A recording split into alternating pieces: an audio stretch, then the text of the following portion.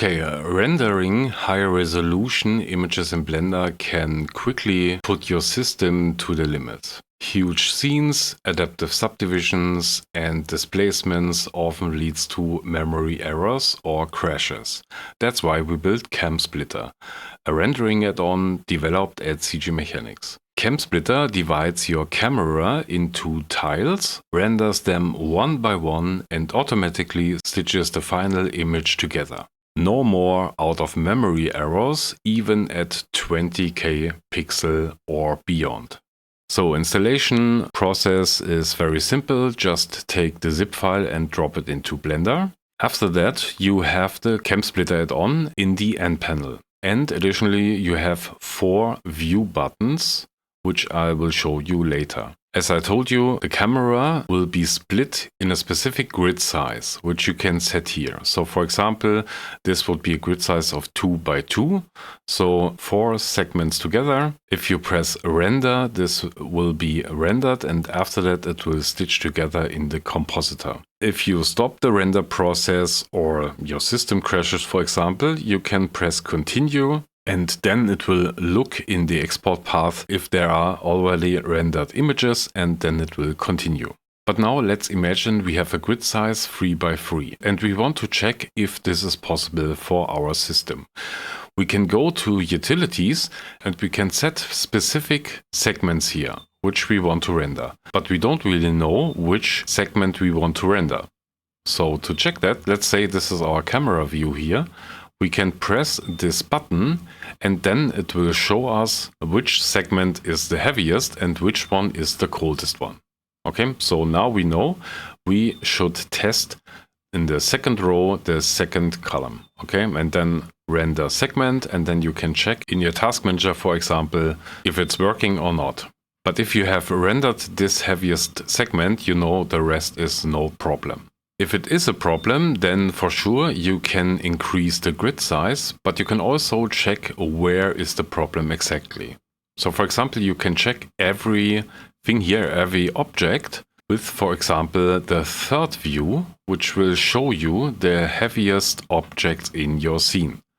So here in this case, it is the pump itself. So this is a very useful view. There's a different one, this one here, which shows you informations about the objects, so the tries and the name of it. So it's easier for you to identify which object have which triangles, or the amount at least.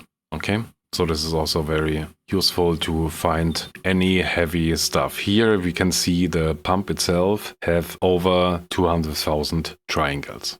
And next we have a high-res thermal view, which shows you a high-res version where you have maybe any problems.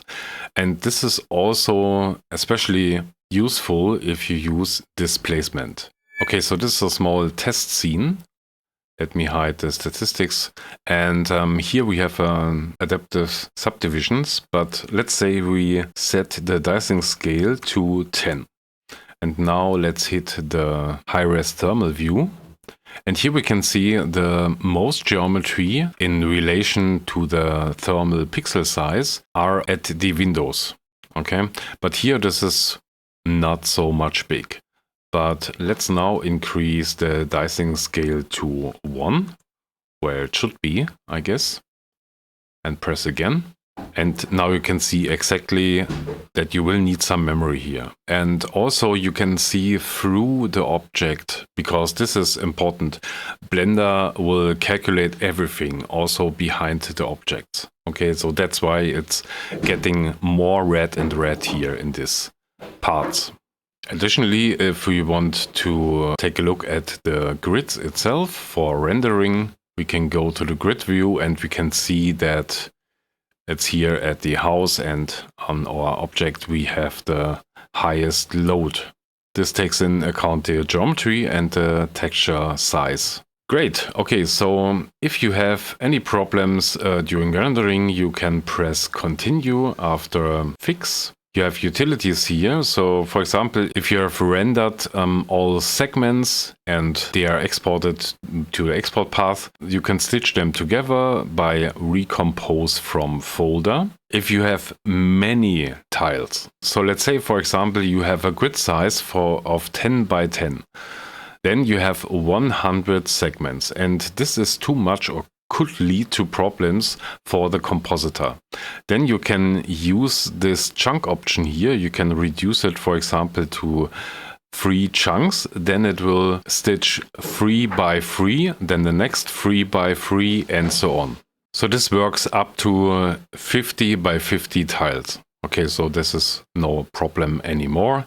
And yeah, that's all, I guess. You have several modes for the view. So the face is the best for overall view, but you can also use vertex mode for high res, but then you have a bit problem maybe for the adaptive subdivision because it's easier to see in the face mode, but vertex is also working. It's a bit quicker and it's a bit more exact.